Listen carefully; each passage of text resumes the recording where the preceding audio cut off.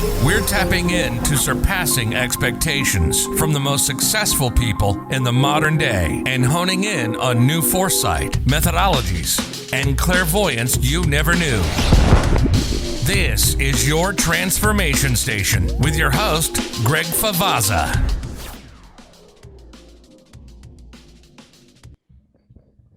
Hey, Simon. Hi, Gregory. How are you? I'm doing all right. Yourself? Good. Let me just adjust something. Sure. I apologize. My Zoom, it crashed on me, so I had to reset my computer. No worries. Sorry about that. I was a bit late joining too. My camera was playing up. Yeah, it's usually some sort of audio issue that occurs. Yeah, absolutely. How you doing today? Fabulous. Good. How can I help you on your transformation station? So I reached out to you. Really, I've done a lot of work. I'm a speaker, and basically what I do is I help people transform their lives. One of my key pieces is around finding your magic 2%. Magic 2%. What do you mean by that? So it's really about finding what is unique to you and what is the unique magic in terms of your creativity, what is your unique value that you bring to others, and what is your unique drivers. Okay. I like And that. so essentially what I've done, and I've done this with people from whole hosts of different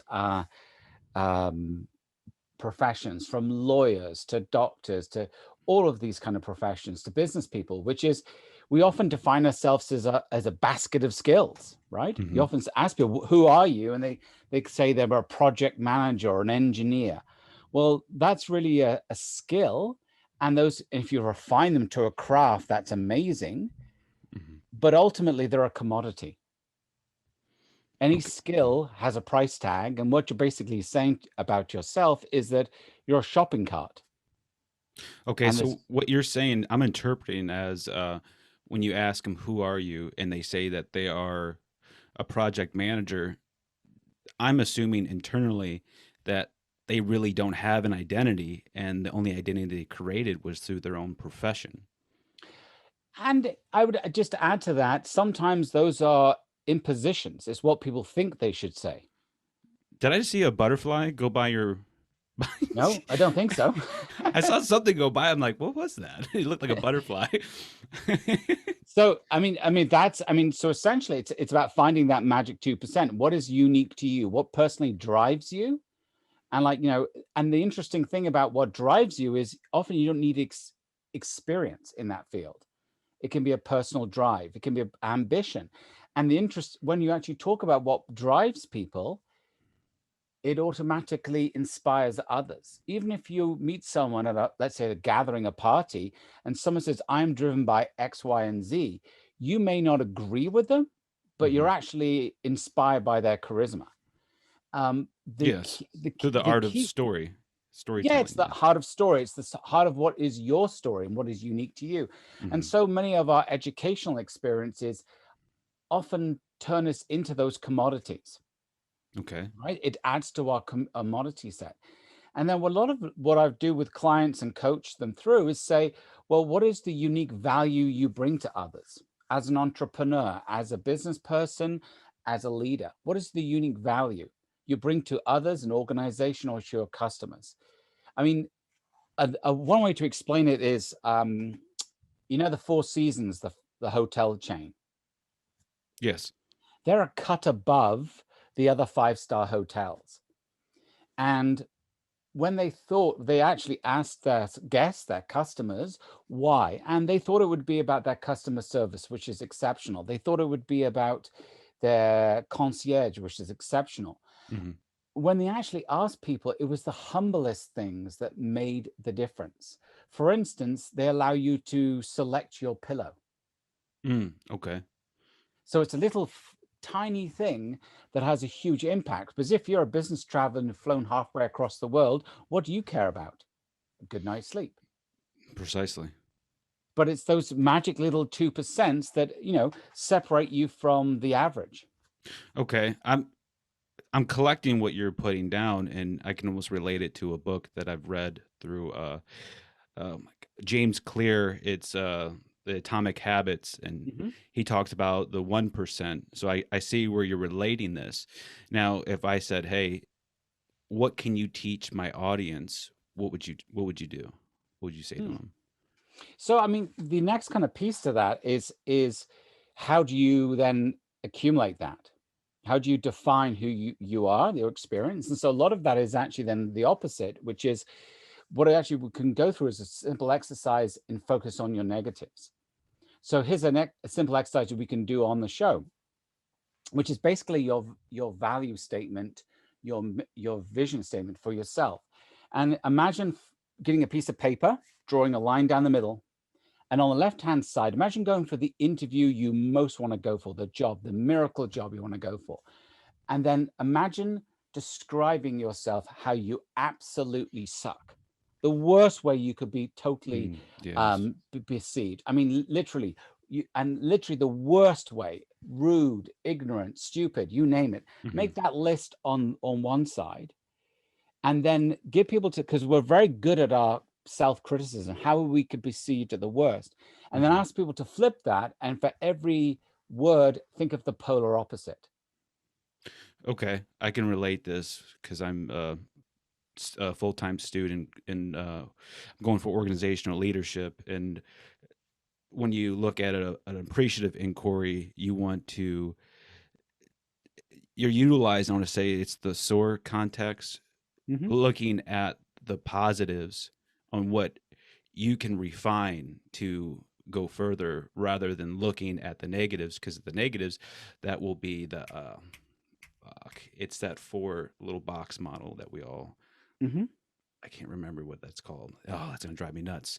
But that focuses on the negatives. With the SOAR context, you want to focus on the positives and how you can refine it, because SOAR, meaning you're skyrocketing up, you're Sure. soaring. And I see where you're going with that. I like that. That's what I'm transitioning to, is looking at the organizational leadership, trying to build organizational connectivity on how people in charge running an organization, or people in a leadership position, and also just people that want to be a leader themselves but don't know how to get develop that criteria for their new identity. Hmm. So if you can relate this information for those three types of individuals, and Hmm. then give us a step by step instructions, key points where people can understand. Like, if you were to show it, teach me it, as in, I don't know a damn thing, I'm stupid. Yep. I would like to learn. So please tell me how I can be better and how I can improve my vision. Yeah. I mean, that's great, Gregory. I mean, what it comes to is then how you supersize that into a business context or product. So by going negative and flipping it, you're not people are not beholden to those words because they don't represent them. But the other thing that is actually opens their aperture to be more creative. So an example of that is they've done this in product development, for heaven's sake, where they asked teams come up with the worst product you could imagine. And this was in consumer products, the worst products. And one team came up with garlic soap. I kid you not, garlic soap. Hmm. And they said, and they got the prize kind of at this kind of annual meeting. They came up with garlic soap. And so you wash with it, you stink of garlic. But then they flip that and say, well, what are some attributes about that which are actually positive? I would say the health benefits of garlic. Bingo. The problem with garlic is it smells. I'm So, Italian, so I don't mind the smell of right, but garlic. so what they did was they said, okay, that's really interesting. How could we find ingredients that we could put into shampoos and soaps that actually have health benefits, but also obviously have positive smells and scents?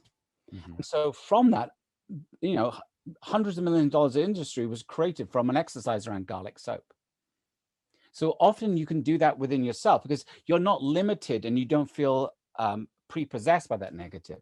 Another piece is really around changing the mindset as well, and actually think about your idea capture and having a strategy around idea capture.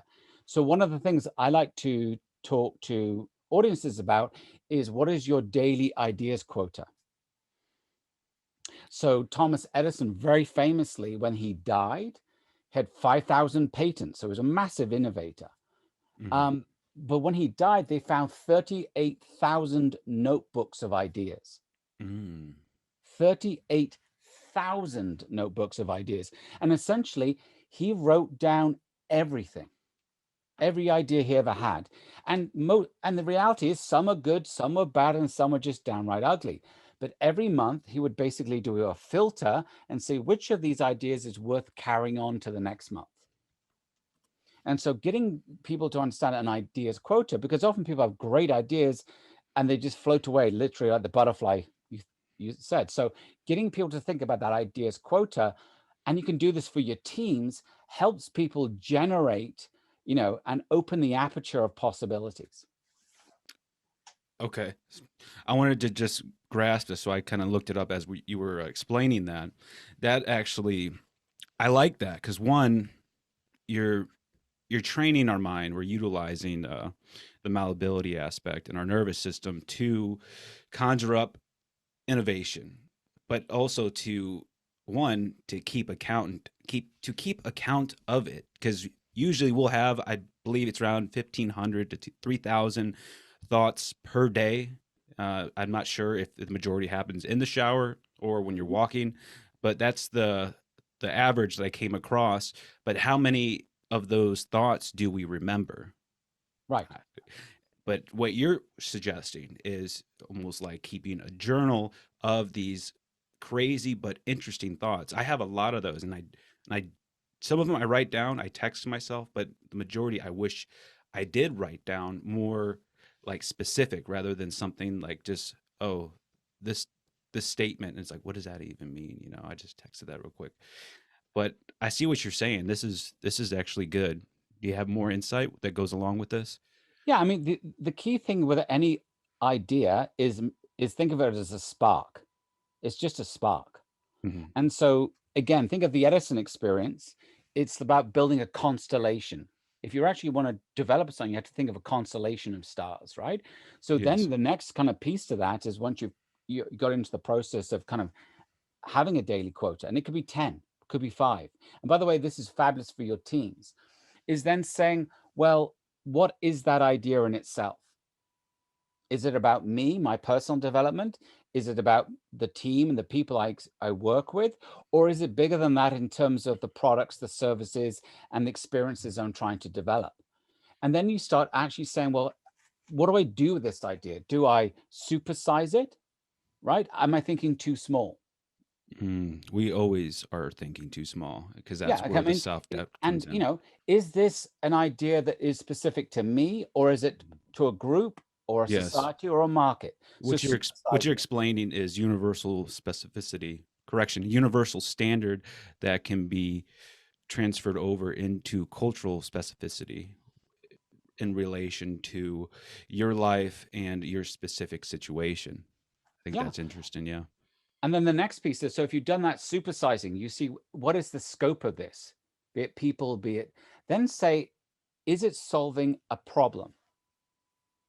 Is the idea actually solving a problem? Because ultimately, innovation is about solving people's problems. So Uh, is this Partially. idea in itself solving a problem?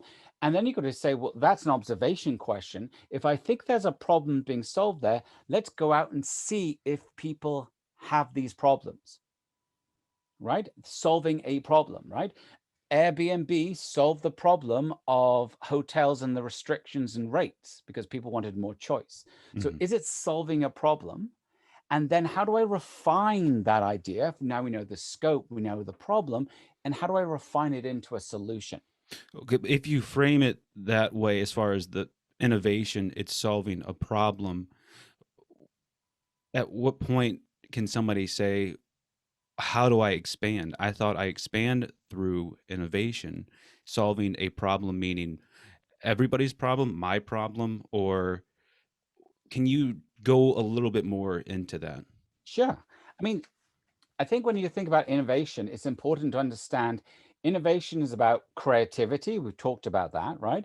Mhm. But Innovation is about turning ideas and translating them into something of value. And the question of value, because we all see kind of devices which are useless and really don't have much application, we have to understand the concept of value. Value is what people perceive something to be. Can I see it solves my problem? I have an issue, it solves my problem. Am I willing to buy that solution? Right? Is there an exchange of value? And it's not necessarily a purchase in terms of money, but it could be in terms of time, effort, resources, right? So do I see it solves a problem? Do I see it has value that I'm willing to exchange? And finally, when you think about the value exchange and seeing it solves a problem, do I need it now? There's an urgency piece. So that then helps you refine, because not all products, not all solutions, not all innovations are for everybody. They can be niche, Yeah. or they can be very broad. So the question is, through that process, you can now refine what your innovation is and what its value is. And then the next question is it worth it? Is it worth pursuing? Go back to the Edison. Is it worth pursuing? And again, is it big enough? Do I need to glue other things together? So the next question I would always ask people in that kind of approach is, what other ideas need to be tied together? So Because let me look at this with the innovation. I like this, and I'm want to challenge you on it. I want to make sure. Go ahead. Yes. What if we compare that versus the emerging market, changes in the market, the situation? How will they approach that? Also, is their organization a learning organization? Can you tell me a little bit about that?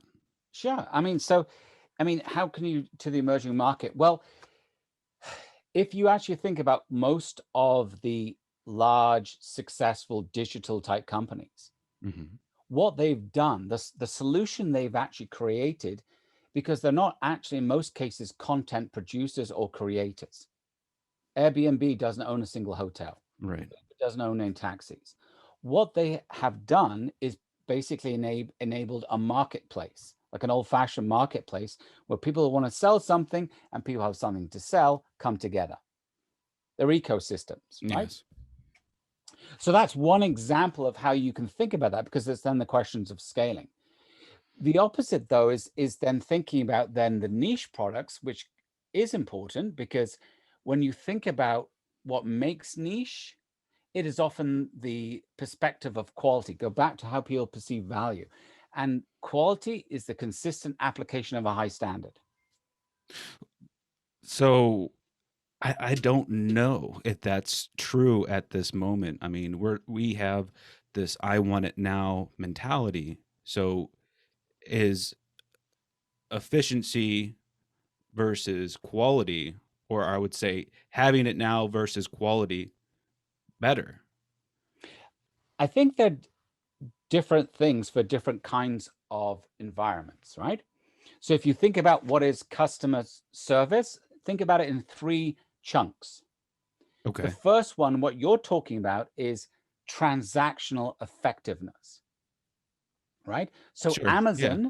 Amazon is brilliant at 3 things: process innovation, that's what they're Mhm. really the heart and soul of them, and it's completeness, accuracy, and timeliness.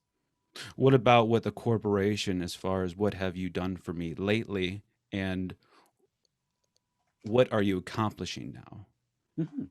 So that again goes back to those metrics. Most metrics start with the efficiency, timely, accuracy, and completeness. Okay. If you don't get those things right, if it's the wrong book that arrives on your doorstep, you get angry with Amazon. The Yes. middle piece, and I think this is where it becomes a more of a human perspective, less efficiency, more of a human high touch kind of perspective, is when you talk about behaviors. Can you codify behaviors?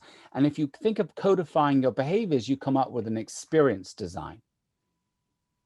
So every time you interact with this company, you get the same kind of high quality experience. You feel respected, all those good things. And this could think of everything from healthcare. They can get you the right operation on time, etc., but your experience was miserable. So how do you replicate that and get it not disintegrate, get it delegated down to the lowest level. Great question. So I think that is then the question of actually thinking about what essentially are those behaviors. So that means you pull apart the attitudes, the behaviors, the norms of how we do things. And then look beyond your sector to who does it really well. We can all know of companies that just seem to treat us better. Is it their product is better, or is it actually the experience of dealing with them is better? And dealing with whom? So Disney in its theme parks isn't designed for the adults, it's designed for the kids. But they think about all of the behaviors and they literally walk, if you think, design the experience as a walkthrough and think about all of those touch points. And then you can say that then becomes how, that is the basis of your culture. If this is how we treat our customers, this is how we treat our customers.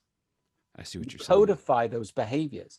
And if we really want to supersize it and go up to the real highest level, again, quality is the consistent application of high standards. Think about your customer experiences. The next and highest level is when the customer feels they are in the decision-making seat.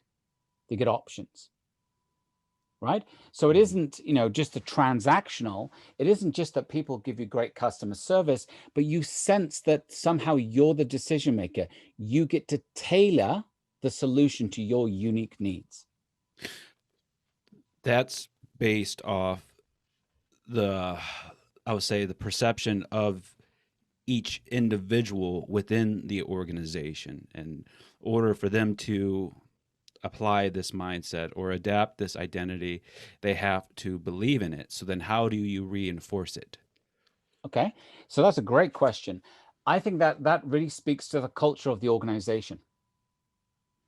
Do you actually walk and talk the values, the behaviors, and the norms, right?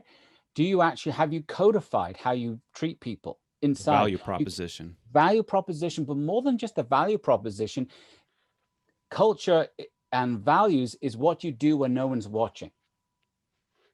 Yes. It's not what you do when everybody is observing you. It's what you do when no one's watching. So if you truly believe in customer excellence, you try to solve the customer's problem. What about under pressure? Yeah. I mean, again, but that's a question of how, then think about under pressure, what that means. Just unpack that for a second. Is it under pressure because the workload is too high? Or have you not thought about the work? Many times in many organizations, there's a flow of work up and down. Yes. And so the question is then, think about what drives people. We know this from Daniel Pink, etc. People get driven by a sense of purpose, a sense of autonomy, right? They can make a decision, right?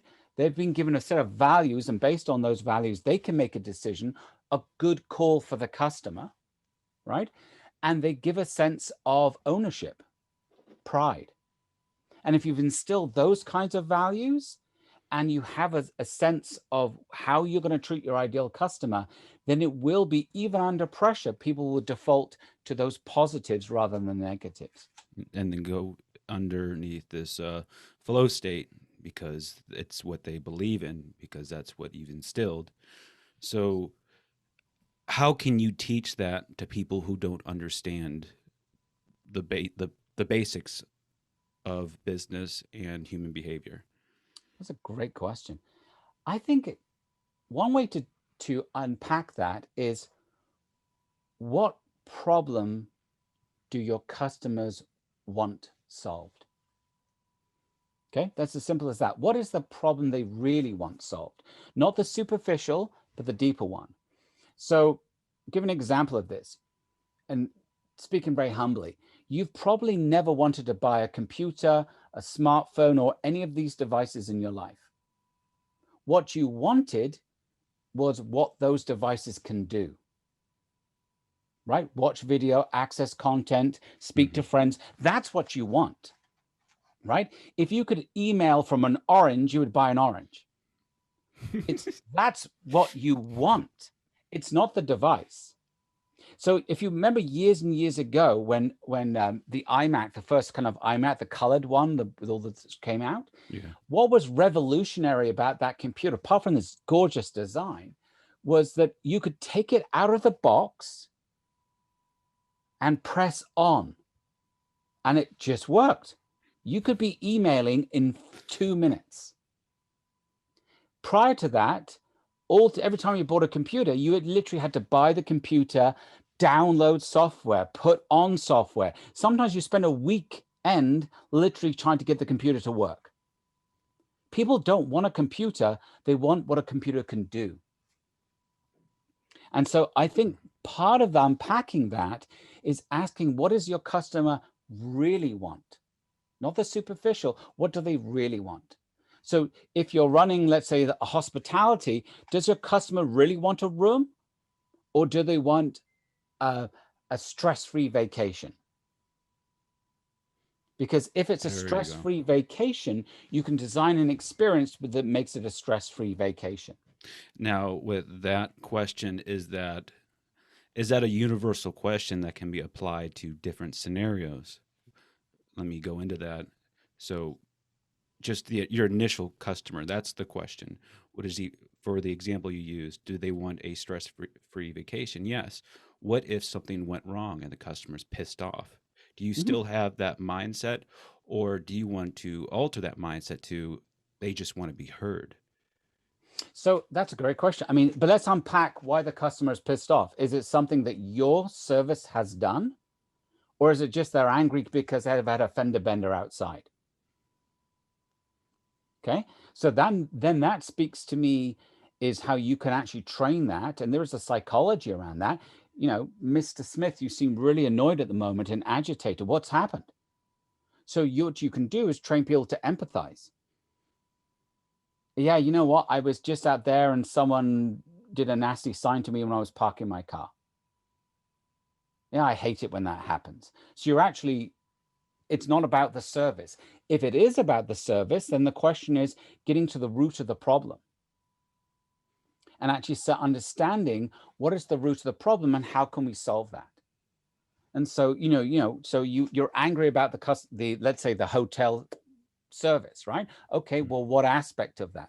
Okay, so it seems this didn't happen. How can I address that?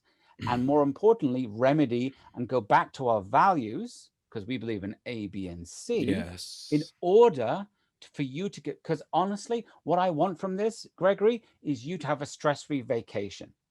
I don't want you to have this problem. So let me take care of that for you. Thank you. I would like my room comped and I want a free meal tonight. Okay. So again, do you have the autonomy to do that? Good question. Is it a proportionate? You know what? I'll see what I can do. I can probably get the meal comp for you. And that's displayed through the very top, which is through empathy. It's empathy, but it's it's about, or emotional intelligence. It is emotional intelligence, but think about the customer experiences that really grate at you. It's when you're treated as a number. Mm-hmm. Right? You're not treated as a human being. You're treated as number 612, account 612.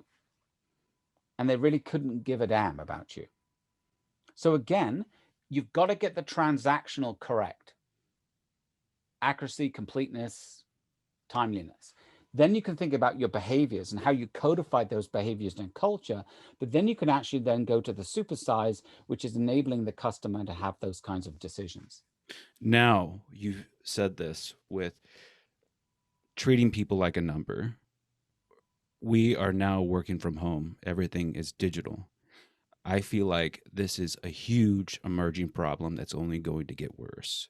Mm-hmm. How do you make it appeal to people that are working at home that will inspire them to take much more into account than what is being said through the virtual channel? Wonderful question. I think that the heart of that is 2 or 3 pieces. Human connection is the primary way we build trust. Right? Why do you shake someone's hand and look them straight in the eye and sit down and have a coffee with them? Because human connection builds trust. And these technologies are wonderful as substitutes, as proxies, but they do lack that emotional connection, particularly when you have not just one person, but a dozen people, right? You can read a room much more effectively than read a Zoom room, right? Yeah. So I think what it pushes you to as a leader is to be very attuned to that piece around connection, that piece around trust building, that piece around resiliency. And so part of that, I think, is really just acknowledging at the beginning how tough it's been for people to get that sense of synergy. I mean, I know people who've joined entirely new companies and have worked for them almost for a year and has never met anyone in person. Right? Yes. So this is a real challenge. So acknowledge those challenges firstly, because that clears the air. And I think one next piece you can do is actually just ask people, how are you holding up? How is this working for you? What can we do as an organization and me as a leader in helping you sustain and boost your resilience? Then the next thing is really acceptance. I think part of this, as I personally don't think we're going back to last February. I think the future will be a hybrid of what we've learned on this journey. So if you think about acceptance, it's not surrendering to fate. It is saying, accepting the reality and finding the points of control. What are the small points of control that I can influence and leverage? Then, knowing those points of control, I can adapt and then act. What would you say those points of control are? So I think it's about, if you think about it, I mean, think about because this has been an opportunity and a negative too, is what are the points of control? I think you can allow for space for people to communicate their anguish, their frustrations, the chaos, but also the opportunities, what's worked for them. I think the points of control, and many companies are wrestling with this right now, is how do we actually end up with hybrid models of work, office work and remote work as an opportunity.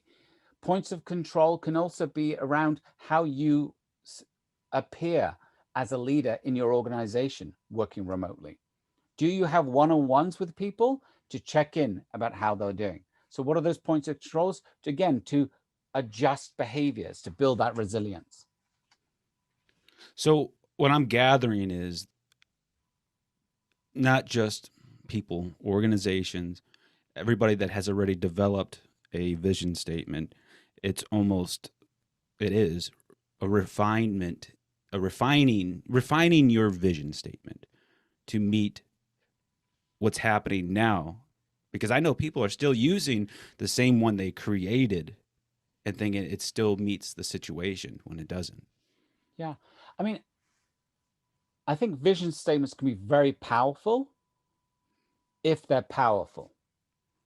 And what I mean by that is there's an awful lot of vision statements out there which look very cookie cutter. We want to be the world's best XYZ. Yeah. And literally they're in the hallway on a sticker. Everybody walks by, no one believes it.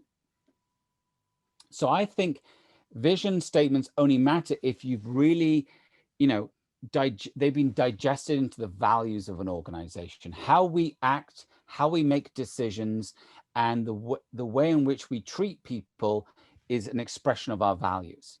You can have two hospitals with equally qualified people, but one is a lousy hospital and one's an exceptional hospital. Is it the qualifications that make a difference?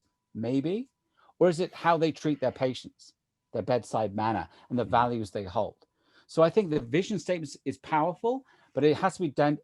It has to kind of like be absorbed into the values. The other piece, I think, particularly at this time, which is that timeliness, is, and I've seen this a lot of work I've done with companies around strategy, is they've shrunk their strategic horizon.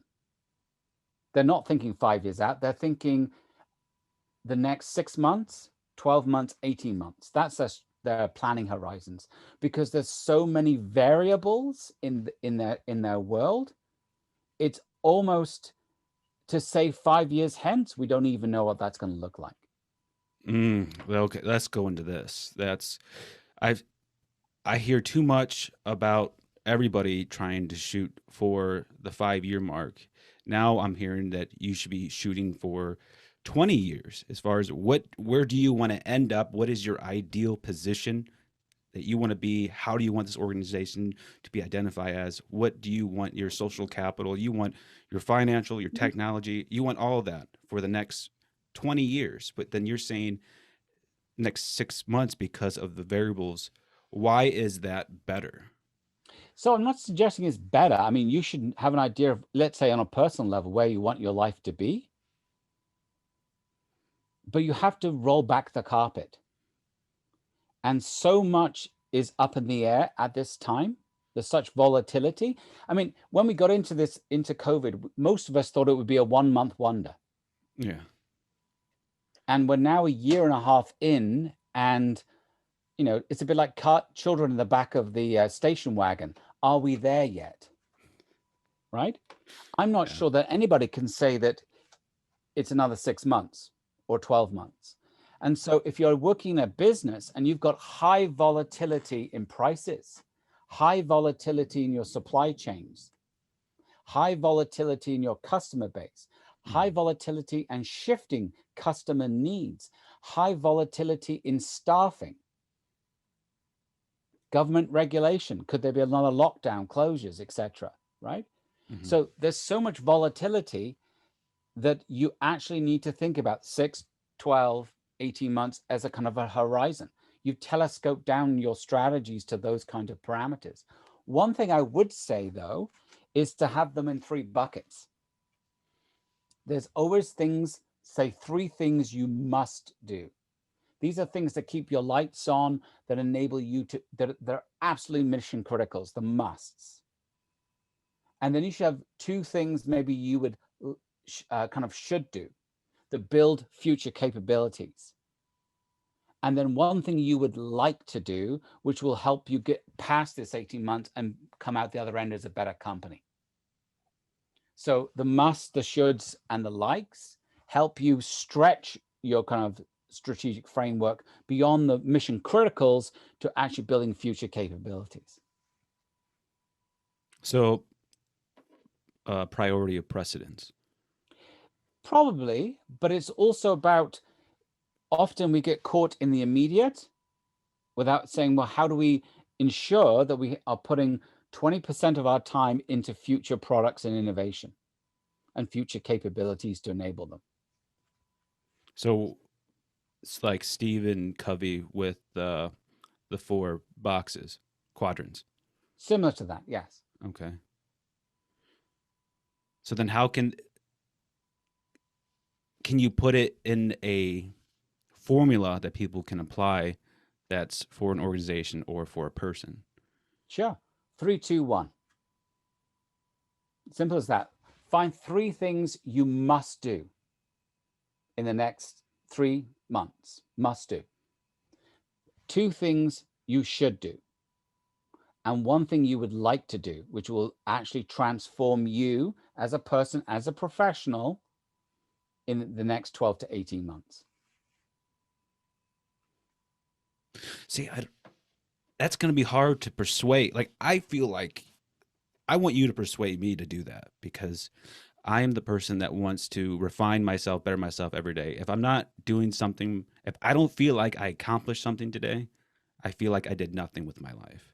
So you're telling me to do 3 in a 18-month span just for that? 3 things you must do. Okay. So, and you're going to do these consecutively, right? So you have 3 things you must do, and that could be around your health, right? And how you break that out is fitness journey, nutrition, sure, whatever you want to call, hydration. The second must you might have is new income sources. I must get new income sources or a new job or those kinds of things. Mm-hmm. Another must could be in terms of places to live or relationships. Those are musts. Yes. The shoulds are things that might take 6 months to build. So is that I should develop a new skill. I should rethink how I'm positioning myself on the market. and actively do that. I should network. Networking is not going to happen immediately, but I should do it. The like to could be an entirely new different skill. It could be attending a college or getting a new qualification. It could be getting a different entire skill set, but it's the like to which will be transformative. So 6 things total. 3 is consecutive daily application, and then 2 is how would I go about that one?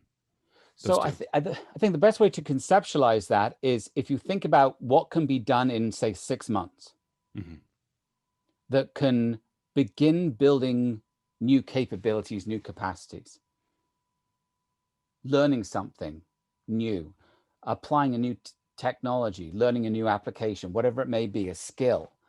And then the like is something which is going to take a while to actually put it together. So what I want to do just by hearing this is I want that one, the like to be the very thing that will be my transformation. But then the 2 will be the credentials that I need to make that one. And then the 3 should be the very efforts that I'm applying that will get me those 2 to make that one come true. Yeah. So let's say that you think having a think piece book is going to be transformational for your life. We can tie them all together. Sure. And that's going to take approximately 12 to 18 months to actually happen. That's the like, right? What is the 3 musts you must do in order to make that happen? Well, probably writing every day. Probably maybe getting a writing coach or a group of people who can mentor you and edit you around your work. And it could be feedback from people. And it also could be, actually doing some real deep work in terms of improving your writing style, reading every day, learning from the greats, right? That's the immediates. The bit in the middle. Can we pause the middle? I want to address the immediates. I want to relate real responses to this statement, because we all can get on the mic and we can say, you do this, your life will be better. I agree. I've done it. I was that person that was nothing to doing something every day for 5.5 years straight to now I have to get back to that very person I was when I was in the military, because I was forced to do it. And then I just was able to hone it from there. Life gets in the way when you're a parent, when you're a full-time student, when you just have an outside life. What if I can't make it consecutive? Then I feel like I fucked up and I need to start over. It's like, how do I know how do I know it's a delayed outcome? Beautiful question. The reality is life is messy, and some people's lives are more complicated than others. And I think for anyone, if you have one of those ambitions, the question always is time. We all have the same number of days and hours in the day. So for me, if I'm going to have a fitness goal, I have found unless I exercise before 7 o'clock, the whole day, it'll never happen. Family happens, life happens, those kinds of things.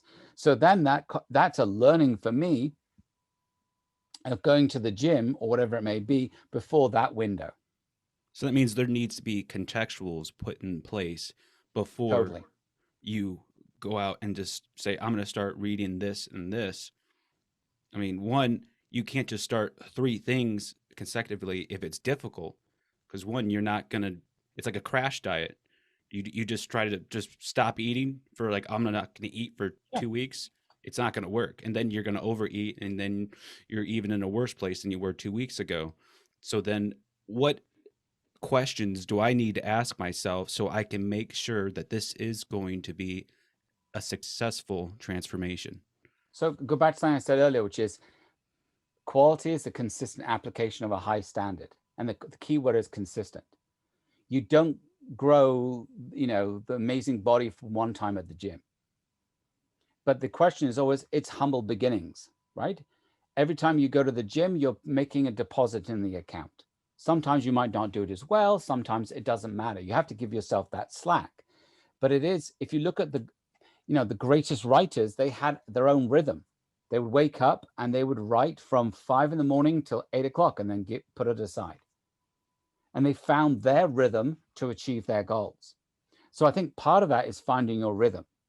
And yes, there are as many other things that can distract us, and we live in a world of distraction. But it is about protecting that time as someone who's creative, trying to change, protecting your time to enable you to accomplish those goals. I don't think you should kick yourself in the teeth because you missed a day. The best thing is to go the next day and make sure you go and get back on the horse, right? The reality is life can be complicated. It is fluid. But as much as you can, corral time to enable you to achieve your goal. It's a penny that builds into a dollar. And that's what those immediate pieces are. And it could be very humble. So if your thing is to reach out to other writers and network, then you could set yourself a quota. I'm going to reach out to 10 people this week, 2 a day. Right? So how do I appreciate that process? And what do you mean by appreciate?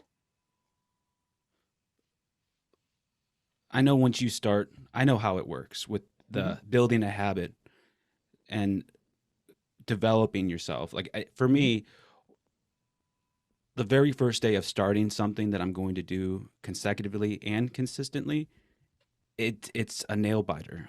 I don't want to do it, but right after I do it, I'm satisfied and I can't wait to do it tomorrow. So how do we get people to just get them to jump off the ledge, but not in a suicidal way?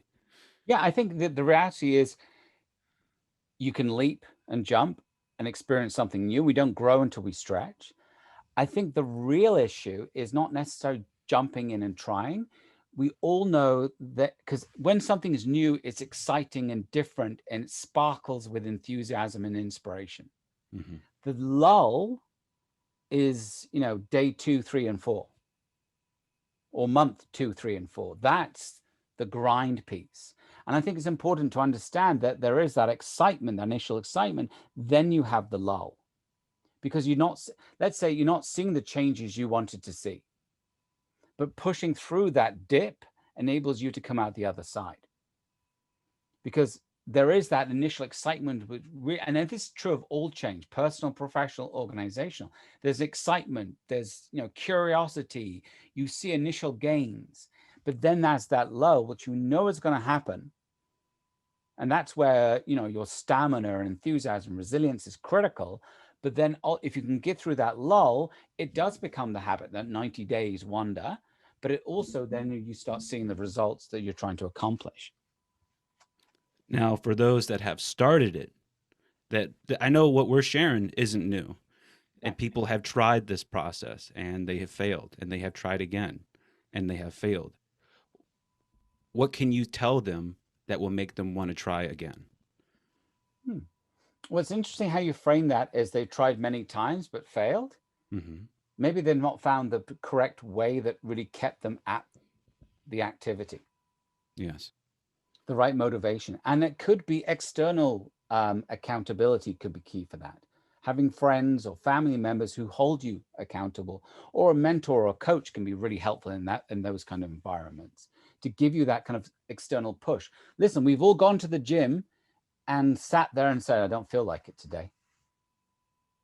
And peer pressure can be a positive and a negative. So being in a group environment, a peer environment, helps you succeed, right? That's why learning, we talked about earlier about remote versus basically be in person.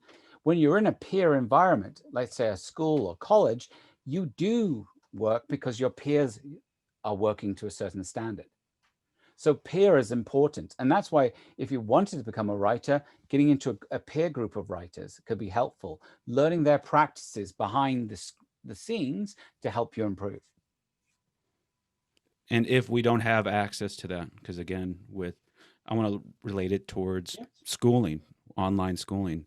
We're not interacting with everybody as much as we could see inside a classroom versus outside the classroom. Now it's all based on our own intuition, our own discipline to maintain what is expected in order to pass.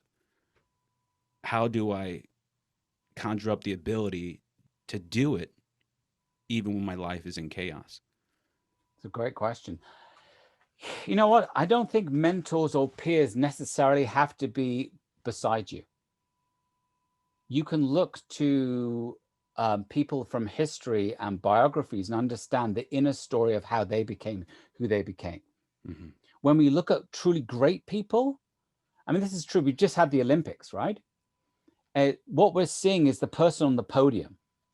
What we're not seeing is the 20,000 hours of work they did in order to get the 10,000 hours of work they did to get to the podium. So I think unpacking the internal stories helps motivate you. Others have done it. And it can be, that could be a source as a peer group, a mentor group, that other people have achieved these goals. Okay. I like where that's good. I like that.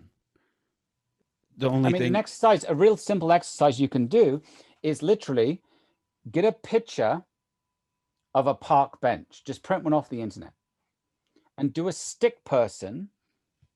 And what you need to think about is draw a picture in like 30 seconds of someone you really, really admire from history. They can be alive or dead. It doesn't matter. Someone you really admire that you would love to have a conversation with on a park bench. And it doesn't matter what your drawing is, because then the question is why? Who did you pick and why? And people have picked, I've done this with people, Einstein, because he was just an incredible mind, and he's thought about the world and galaxy and nuclear things, right? And then it could be Nelson Mandela because of his resilience after 20 years in prison. It could be Martin Luther King. It could be JFK. Mm-hmm. And whoever you've chosen, write down why. And here's the interesting thing. Why you chose that person and their attributes, because why you chose them is their attributes, is actually a reflection of what you believe are your values, something you wish to aspire to be. So you see yourself reflected in that individual. It doesn't mean you're Einstein, but there's certain attributes that you would like to incorporate into your life and discover or enrich. And it's an exercise really to help you understand your values now. And the only thing I would say to that is values change over time. We are not static creatures. You know as well as I do, our entire body changes, every cell in it every 7 years. But if the clothes don't fit you today, you can be the new tailor. Our values at 20 might be different at 30, 40, 50, whatever it may be. Or you could have a major event in your life, which means you have to rethink and readjust who you are in your values. So I think about tailoring it for today. Do that exercise. What are the attributes of those people that I truly admire that I would like to incorporate in my life today? Okay. Tell me about the skill sets that I need to develop that will help me make to the transformation. Sure. And I think let's think about that. If it was a personal transformation, the 6 months.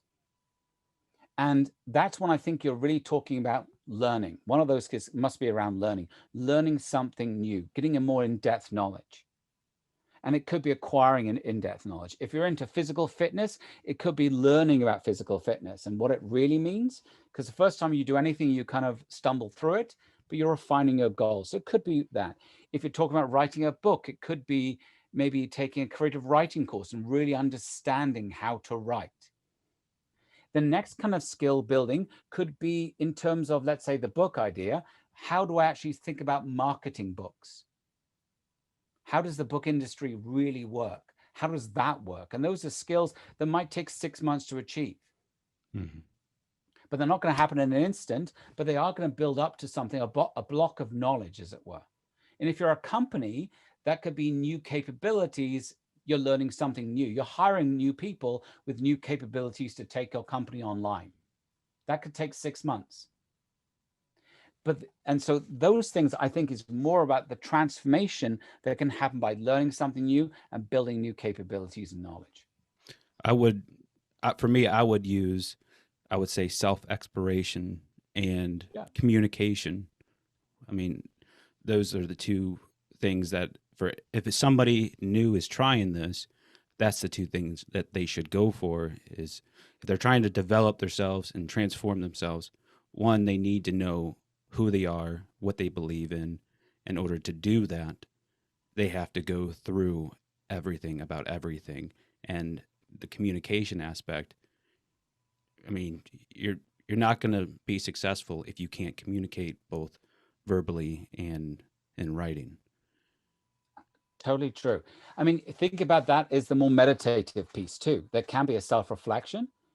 You can start your journey today with some humble steps, but if you're thinking about who you are deeply, that may take some time. Why does therapy isn't one session, one counseling session, it's a process. And so that middle piece is the process of becoming someone new. And then the end, once you, that's the expected, that's the compound effect of all of your effort, right? To some degree it is, but again, I think, and this is true, I think of all lives, is rarely is it a precise GPS location. We all know, I mean, we've all gone past the street and it reroutes you. So I think it is the aspiration, it's the vision, but it is something you want to accomplish. But I bet you if you asked any writer, the book they thought they were going to write and the book as it ended up is wildly different. Yes. So the aspirational new capability, it probably is a positive regardless, because you've done all those other things. But the clear piece here is that it's not a precise location. On Tuesday, 2023, I would have done X. Maybe, but maybe that you'll get rerouted on route and you'll find some really beautiful scenery on the way. I like that. Yeah. Yeah, this is supposed to be a 15-minute, and I felt the connection happening, and I didn't really want to stop it. I just wanted to keep flowing it. So with you, Simon, tell me a little bit about yourself. Sure. So I'm a speaker and I'm a consultant and advisor. What I do is help leaders and organizations help transform themselves through innovation, creativity, and change. So I help through coaching, speaking, but also advice about how to actually basic personal, professional, and organizational change journeys. So if I were to ask you, hey, I need to scale my business from a startup to something huge. I have a big vision. I'm passionate. I'm driven. I will work my ass off every day. Mm-hmm. How do I monetize and scale? Good question. Beautiful question. But here's the key to thinking about that scale is it is not a linear path. There are kind of, levels of complexity. So when you think about that path, and this is often what companies have gone, it's a big difference from going from 50 people to 150 people. And it's a different problem from going 150 to 500 people or 5,000 people. So what is your level of complexity in your scaling? Those are the critical node points in terms of how you think to scale. It could be hiring your first 5 people or the first 50 people. The key one, I think, in that scaling question, and this is really critical, is 150. Why is it 150 people? If you just think in terms of people, is because we know 150 people. You know their names. Okay. Beyond that, people become roles, responsibilities, and somebody who works in HR. You think, I think you've got a background in the military, and there's a reason why militaries since the Romans are roughly the same size in terms of their structure as they go up. Yes. There's a reason why the Romans had centurions and modern day militaries have something of a similar kind of size. A centurion would know every single Roman under them. And that's the tight bond, right? Then you got the platoon and the unit, right? Of 4 or 5 people, whatever it may be. There's a reason why, because we know 150 people intimately. We know their names, know their experiences, their weaknesses, their strengths. But once you get beyond that, it becomes, as a leader, you're operating pieces. So now you're defaulting even more to the importance of culture. And who we are matters more, because when we're only 150 people, I know you, I trust you based on past experiences of my interactions with you. When it's 5,000 people, I don't know, 3,000 people, a regiment size or a division size, I don't probably, my interactions might be every couple of years with you. Therefore, we default to the culture, not to our personal trust and relationships. So when you do that in the company experience, that pivot point is past 150. That's when the culture can either become more bureaucratic, or when you really need to important how you extend the culture out and actually imbibe those values that we spoke about earlier. Spot on. Like, that's good. I mean, it's fascinating when you think about it. You know, all of these structures, it doesn't matter what the technology is. We know this from even human development. Most villages, which, by the way, most human history was in villages, right? Mm-hmm. Why was there probably very little crime? Is because everybody knows everybody. Yes. And if you did something, everybody in the community knew it. And that was probably what kept people in play. In a more anonymous society, we default to other structures to give us that sense of order and trust. Nobody has a contract in a village. Everybody has a contract in a city. I like that. And that's another way of framing it, with putting down these values, the identity that you want to illustrate to your employees, your workforce, or to yourself. It's almost like a social contract that people can see and automatically take in for themselves. This is what he's doing, then that's what I need to do. That's something that's perceptively, intuitively taken upon the individual that is trying to be influenced. Yeah, and you know, people can spot. I think there is something, a moth in here something. You know, so people can spot a lie very quickly. Mm-hmm. If the leader talks about work-life balance and everybody's working 90 hours a week and they do too, don't talk about work-life balance. It's a fiction. Mm-hmm. But people will work for 90 hours if they believe passionately in the goal you're accomplishing. But like a candle, you can't burn it from both ends. A tank has to be refueled. Mm-hmm. So eventually people will burn out. You talked about the remote work. People are burning out emotionally as much as from the work itself, doing all the Zoom parameters. Again, because a human connection and emotional connection is very difficult within the virtual world. Also, caveat with that, but I wanted to point something out that's I've noticed is with people who are doing remote work, they are taking less accountability in themselves before even starting work. And what I mean by that is they're doing their work in their pajamas. Like, why aren't you waking up shaving? Why aren't you waking up brushing your teeth? Why are you hopping on the computer in the clothes you slept in the night before? Why is that okay? I feel like that's going to hinder them in their growth to receiving the values that I'm trying to pass down. I think it depends also in terms of how the work is perceived, right? Why is it certain professions? I mean, if I understand what you think, why is it certain professions have uniforms? Right? It's because when you put on the uniform, you're putting on the persona or the values of that organization. Mm-hmm. A police officer, a fireman, whatever it may be. You're putting on the values of that organization. And people speak to you as a member of the organization, not as necessarily as an individual. Yes. So I think in some contexts, the uniform means something, right? It means a set of values. Mm-hmm. I think what you're talking about, though, is, again, the fluidity around work. There is truth.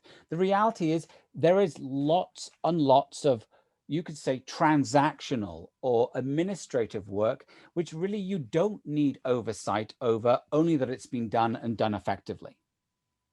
I think this is the challenge. The reason why people with the 9-to-5 model worked and still probably work so efficiently is people want to see you are doing work. So there is ways of actually understanding whether people are doing their work without actually seeing them do the work. I mean, if you think about most roles, probably 70% is administrative, maybe 20% is really value-added work, and 10% or less sometimes is actually creating new value, future value. Can you give me an example of those roles that you're describing for those percentages? Sure. I mean, but think of like most office work. A lot of it is just moving paper along a chain. A lot of it is just like doing the things we always do. Okay. I mean, having been a recovering executive, I can tell you the meetings I've been to, meetings about meetings about meetings about meetings, preparing for a meeting, preparing for a meeting, preparing for a meeting, I don't know, finally a board meeting that never happens. There's a lot of enormous paper to just feed that process. So again, when you think about, particularly if you think about innovation, is how much time are we truly allowing us to think of future value, creating current value, and actually doing administrivia.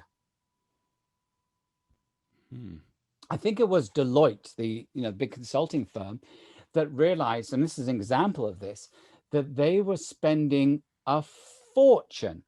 I can't remember the exact number, hundreds of millions of dollars doing performance reviews, because it was part of the policy that everybody had to have a performance review and had to be adjudicated, and it was how people got rewarded and benefits.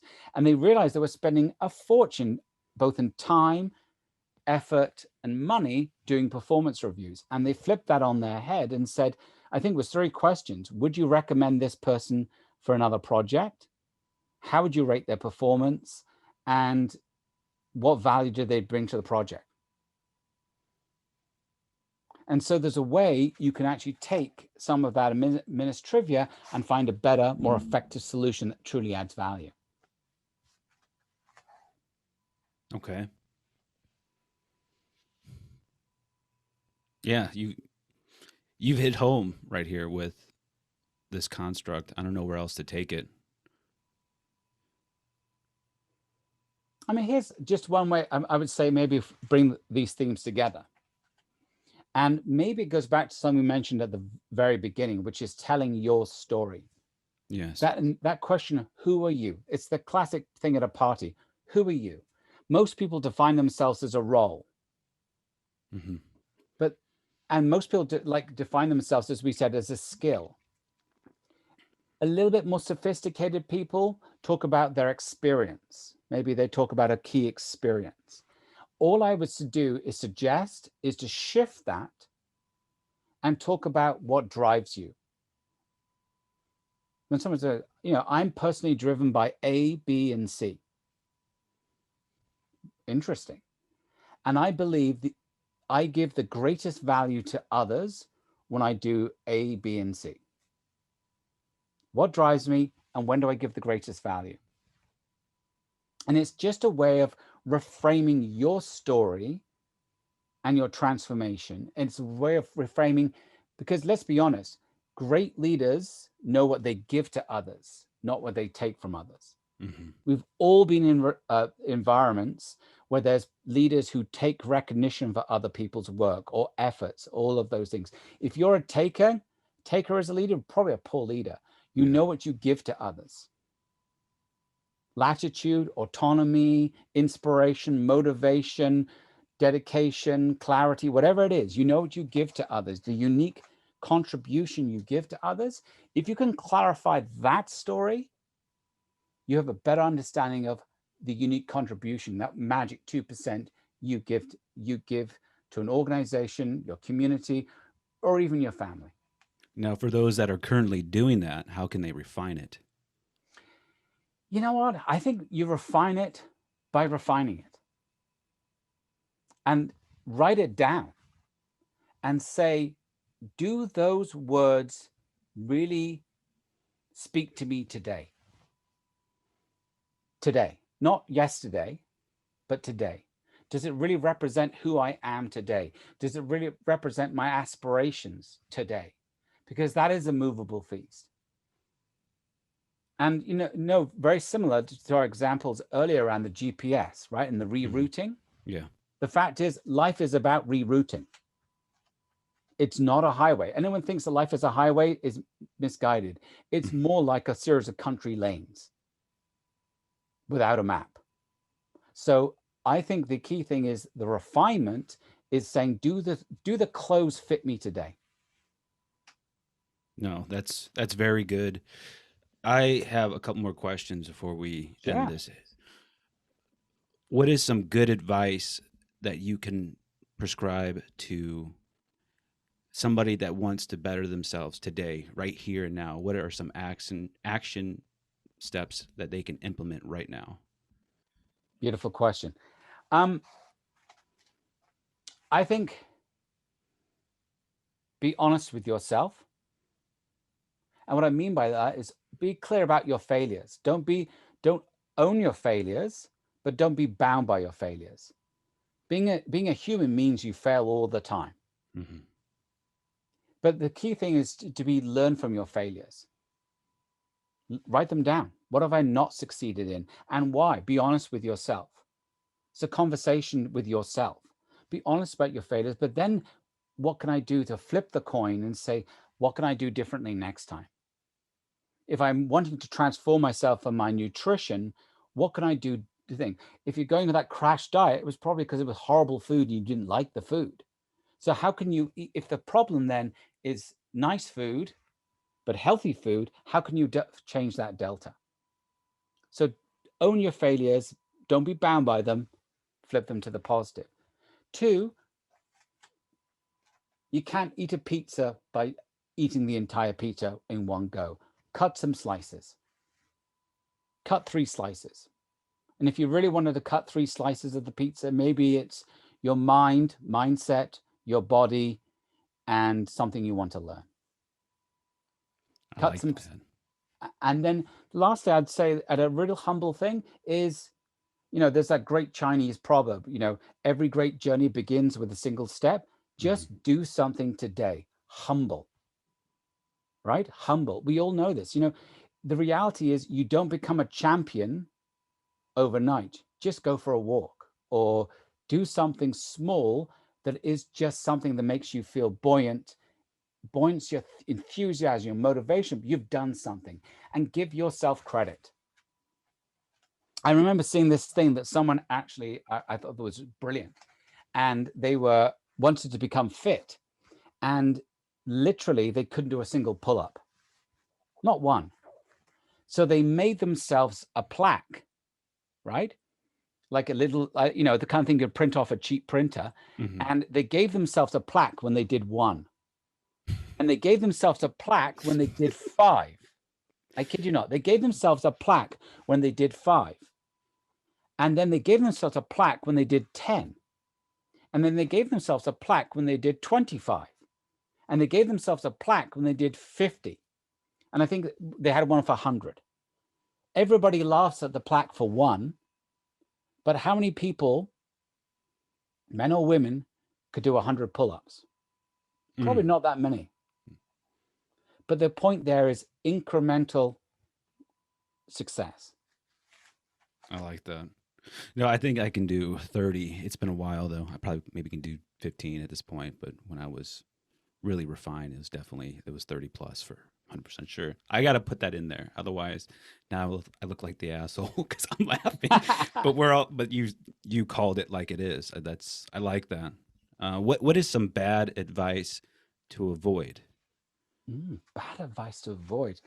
I think it's important to understand there are naysayers, there are critics, and there are energy thieves.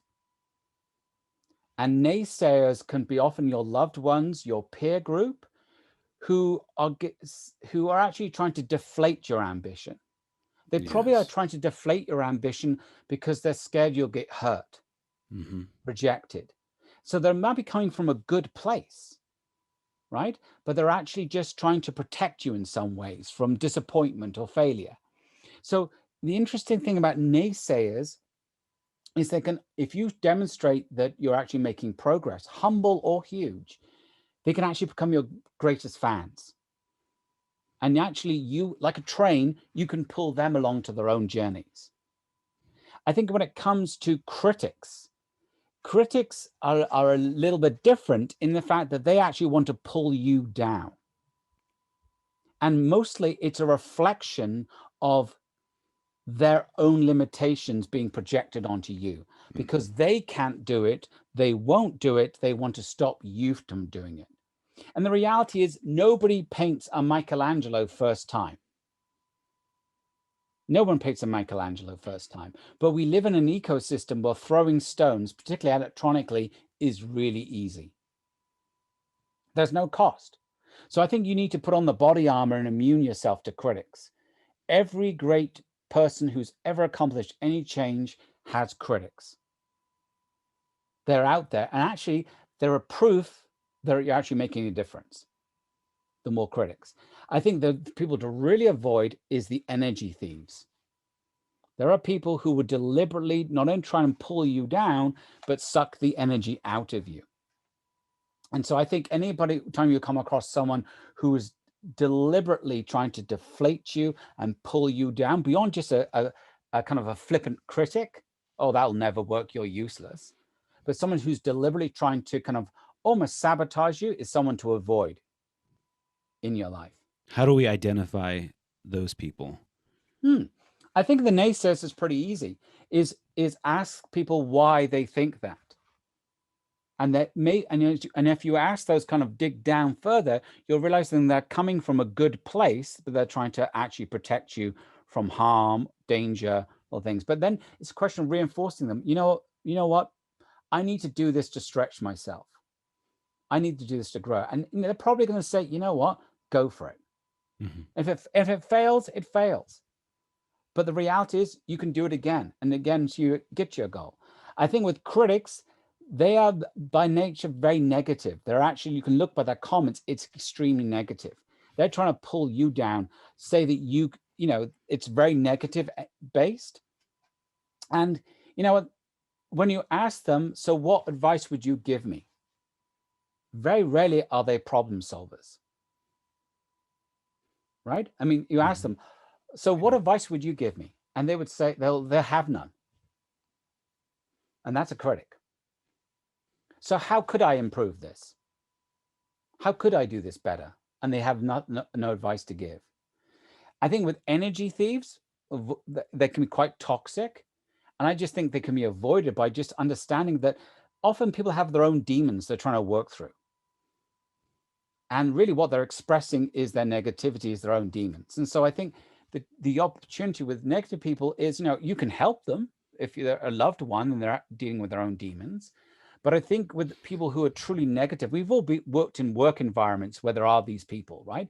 The energy, I call them the oxygen thieves, right? They suck the oxygen out of a room. They're always negative. They're always, it'll never work, this kind of stuff, right? They're best corralled and put to the corner. Because honestly, if they're your boss, which can be a real challenge, you might have to keep your change secret until it's mature enough to be released into the open air. Yeah. I had a boss like that, and the way I did it was I would put out there my aspirations. It was a false aspiration when I'm working internally on something completely different. So when they would try to derail me, because they always did, they would expect me to be going this route when I've been going this route. And at that point, that's when I was able to surpass them. And it was very, very helpful. And I think the key there is such a thing as great feedback. And differentiating criticism from feedback is really important. If someone is knowledgeable and is helping you refine your approach, whatever you're trying to accomplish, that's a critical piece in your jigsaw puzzle of change. So I think there's a piece, and it goes to that question I asked earlier. So what would your advice be?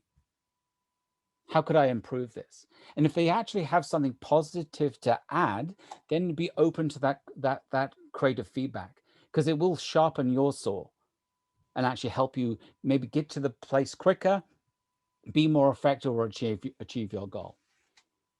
And a good book for people that are listening is the Art of War, that goes more into depth with the feedback that Simon provided on Energy Thieves.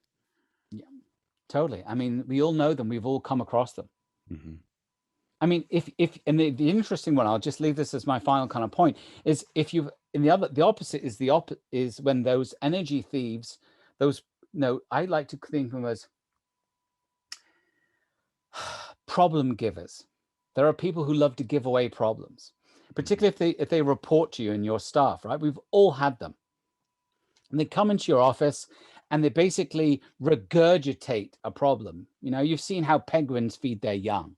They go bleh, and throw it up on your desk, and they walk away giving you the problem to deal with. Mm-hmm. Right? They literally regurgitate the problem, and they're happy now because they've walked away. The flip of that is make them accountable for their own problem. So, John, you've brought up this. What do you think the solution will be? Oh, you're the boss. You're meant to solve the problems. I understand that, but what would your solution be? And then do that 3 or 4 times, and invariably they will come up with a solution. Particularly if you remain silent, they will come up with a solution. People don't like silence. And then say, we'll try that out. I like that. Simon, how can our listeners get in touch with you if they want to learn more? Yeah, the best way, I'm Simon Trevarthen. I'm on most social media, so it's there. But the best way to get in touch with me is my website. It's elevateyourgreatness.com, which is where we talk about innovation, change, and resilience. So for those that want to seek you out, they want to know exactly what can you provide people, what would you tell them?